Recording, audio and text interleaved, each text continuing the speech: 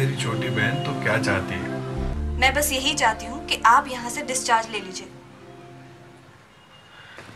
Yes mister Nachiket, क्या सोचा आपने? आप मुझे डिस्चार्ज कर दीजिए। व्हाट? ये आप बहुत बड़ी गलती कर रहे हैं। यदि अब आपको कुछ होता है तो मेरी कोई जिम्मेदारी नहीं होगी।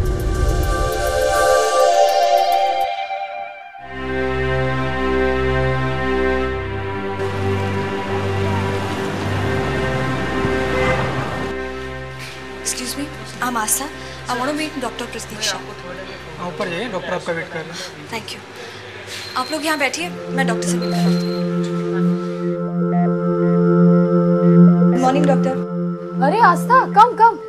तो आपको ऑपरेशन करवाने की जरूरत नहीं, everything will be fine. Thank you don't very worry. much, doctor. Thank you. Okay bye. Astha please have a seat. Thank you. Doctor, मैंने कभी सोचा भी नहीं था कि आपके साथ मेरी पहचान इतनी जल्दी काम आ जाएगी। देखिए ना, मेरे ही भैया आपके पेशेंट हैं। एक बात कहूँ आस्था, दिल से तो मैं चाहती हूँ कि तुम्हारा भैया ही नहीं, कोई भी मेरे पास पेशेंट ही नहीं आए। जी? आस्था, मैं तो चाहती हूँ कि किसी को हार्ट की बीमारी ही ना हो। That's a noble thought. लेकिन डॉक्टर, जो हो चुका है उसे आप ही ठीक कर सकती हैं ना? Definitely, not to worry. ऐसा कीजिए ना, आप भैया की केस हिस्ट्री बनवा लीजिए। I will definitely take care of him. Thank you so much doctor, thank you.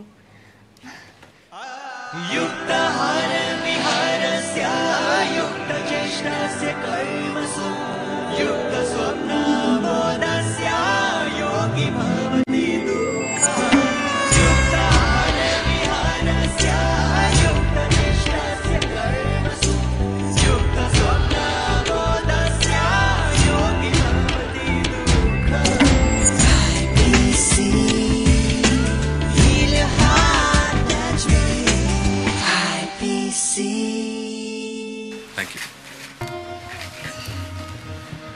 आपके घर में किसी को हार्ट की डिजीज रही है? नहीं। किसी को भी नहीं? जी नहीं। तो क्या आप ड्रिंक करते हैं? कभी कभी कर लेता हूँ। अच्छा, और स्मोकिंग करते हैं? स्मोक नहीं करता। कभी नहीं? जी नहीं। अच्छा, तो आपका खाना पीना कैसा रहता है फिर? खाना कभी खा लेता हूँ, कभी नहीं भी खाता। कुछ वक्त नहीं है। Actually I work for a call centre. Okay. तो स्केड्यूल अक्सर हेक्टिक होता है, टाइम नहीं मिलता है। और खाना, घर के खाने का तो टेस्ट ही भूल गया हूँ बिल्कुल। ओके, आपके पेपर्स में डॉक्टर प्रतीक्षा के पास भिजवा देती हूँ, आप थोड़ी देर वेट कीजिए। Good morning doctor. Mister Manik, फिर लेट? हाँ madam, better late than never. बात तो तब बनती थी जब बाईपास के पहले मैं यहाँ आईपीसी में चला था। आपका बाईपास हो चुका है? अरे मैडम, बाईपास तो क्या पता नहीं क्या क्या किए हैं, फिर भी ब्लॉकेजेस चले आ रहे हैं। क्या बाईपास के बाद भी ब्लॉकेज? इसीलिए मैंने अपना बाईपास नहीं करवाया।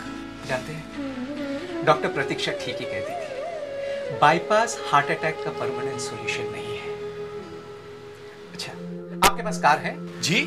आप जानते हैं, जब एक कार का मैकेनिक कार का इंजन खोल देता है तब उसे पता है कि वो कार उसके गैरेज में बार बार आने वाला है। इसी तरह से जब हम बाईपास करवाते हैं ना, तो हमें हॉस्पिटल के चक्कर लगवाने पड़ते हैं। लेकिन मुझे तब पता चला जब मैं यहाँ आईपीसी में आया। यहाँ बिना शरीर कटवाए, बिना बाईपास करवाए मैं फिट हो रहा हूँ। जनाब, आप भी सही जगह पे आए हैं। देखना, आप भी बहुत जल्दी फिट हो जाएंगे। All the best to you. हमेश। Thank you. आस्था, मैंने भैया के सब रिपोर्ट्स तो देख लिया है। स्पेशली मुझे एंजियोग्राफी की रिपोर्ट्स के बारे में डिस्कस करना है।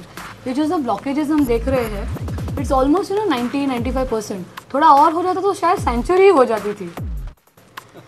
एनीवे, नेवर माइंड, ये ब्लॉकेजेस को तो हम धो डालेंगे। पर डॉक्टर, मेरी समझ में ये नहीं आ रहा है कि ये ब्लॉकेजेस आए कैसे। मतलब at the age of 32, I am very young, मुझे ये हार्ट अटैक आया कैसे? आई कैन अंडरस्टैंड नचिकेत, आप सब लोगों को ये सब बहुत ही शॉकिंग हुआ रहेगा आपके फैमिली के लिए। लेकिन हार्ट की जो बीमारी है ना, ये कोई ऐसे बैक्टीरिया वायरस जैसे कंटेंजियस बीमारी नहीं है, ये लाइफस्टाइल रिलेटेड है। और आजकल देखिए, ये यंग एज ग्रुप में काफ़ी बढ़ रहा है। क्योंकि आजकल हमारी जो लाइफस्टाइल में तनाव बढ़ते जा रहा है, स्ट्रेस बढ़ते जा रहा है, इरेगुलर स्लीपिंग, ईटिंग, एंड आस्था ने बताया कि आप कॉल सेंटर में काम करते हैं, तो नेचुरली वहाँ आपको ठीक से नींद नहीं मिलती है और जो खाना वक्त पे होता नहीं है, स्ट्रेस भी बहुत होता है। तो I think in your case this has been one of the main reasons. First of all let me congratulate you.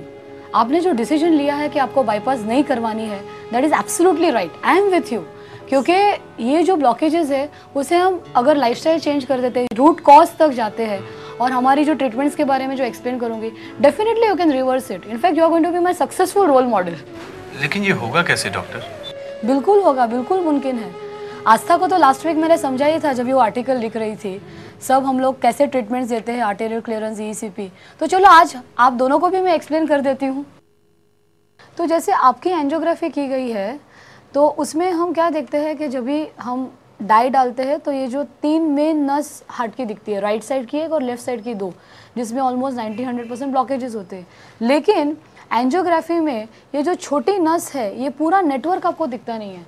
तो जैसे आप कैसे भी शॉक हो गए हैं कि 90% ब्लॉकेज हो गया है और सर्जरी बताई गई है, और हम लोग उसे कैसे रिवर्स करने वाले हैं। अभी क्या है कि जब भी हम लोग आपको आर्टेरियल क्लियरेंस थेरेपी देने वाले हैं, हफ्ते में 2 बार बुलाएंगे, 3 से 4 घंटा इंजेक्शन देंगे, या ECP की जो हमारी सिस्टम है, ये सब से ये जो छोटी अपनी ऑल्टरनेट पैसेजेस है वो ओपन हो जाती है। एक सिंपल सी बात है नचिकेत, अगर SV रोड पे ट्रैफिक जैम है तो आप लिंकिंग रोड से चले जाइए, अल्टीमेटली अपने को जगह पे पहुंचने से मतलब है। तो वैसे ही जब भी हमारे हार्ट की आर्टरीज में ब्लॉकेजेस होते हैं तो हमें ब्लड की सप्लाई कितनी मिलती है वो बहुत ज़रूरी है, और इसके लिए हम स्ट्रेस थैलियम की टेस्ट करते हैं।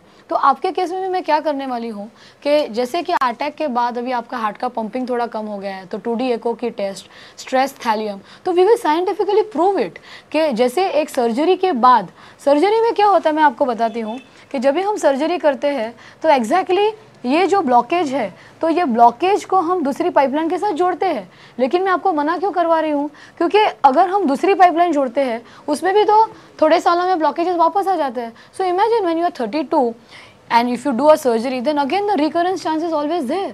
So that's why I feel it is very important to avoid a surgery. And ये जो ट्रीटमेंट्स हम लोग करने वाले हैं उससे क्या होने वाला है कि ये जो ब्लॉकेजेस है वो धीरे धीरे कम हो जाएंगे और ब्लड की सप्लाई जैसे सर्जरी के बाद बढ़ जाती है वैसे यहाँ भी बढ़ जाएगी, और it is just a matter of month और मैक्सिमम 2 months। अब मैं 100% मेंटली प्रिपेयर हूँ इस IPC ट्रीटमेंट के लिए। गुड। ये ब्लॉकेजेस तो रिवर्स हो ही जाएंगे, लेकिन आपको भी मेहनत करनी पड़ेगी नचिकेत। कोई भी ताली एक हाथ से तो थोड़ी बचती है। जैसे इधर दिखाया गया वैसे लेटे लेटा तो इलाज होने वाला नहीं है। अपनी लाइफस्टाइल बदलना ज़रूरी है, क्योंकि वही गलत लाइफस्टाइल से जो हार्ट अटैक आया आप प्रिवेंट भी कर सकते थे। तो क्या डॉक्टर हार्ट अटैक प्रिवेंट भी किया जा सकता है? क्यों नहीं, बिल्कुल हो सकता है। भाभी मैं देख रही हूँ आप काफ़ी टाइम से घबरा हुए दिख रहे हो। एक बार तो इनको हार्ट अटैक आया, दोबारा बिल्कुल नहीं आने देंगे, क्योंकि IPC का जो मेन मिशन है वही है कि prevent heart attack, reverse heart disease. मतलब आप देख रहे हैं कि ये जो हमारे यहाँ प्रिवेंटिव कार्डियोलॉजी प्रोग्राम्स होते हैं उसमें हम लोगों को यही एजुकेट करते हैं कि हार्ट अटैक कैसे आता है, क्यों आता है, ये ब्लॉकेजेस क्यों होते हैं, उसे रिवर्स कैसे कर सकते हैं। और दूसरा हमारा है कि नॉन सर्जिकल ट्रीटमेंट्स में जहाँ 90 to 100% ब्लॉकेजेस है, through all this ACT, ECP जो मैंने दिखाया, तो वो सब से हम ऑलमोस्ट 90% लोगों में हार्ट अटैक्स को प्रिवेंट कर सकते हैं। तो डॉक्टर इनके ट्रीटमेंट में कितना टाइम लगेगा? इनकी जो ट्रीटमेंट हम प्लान कर रहे हैं उसमें जो ECP हम लोग देने वाले हैं उसमें 35 डेज़ का वो सिटिंग्स होते हैं। 1 घंटा रोज़ उनको आना पड़ेगा।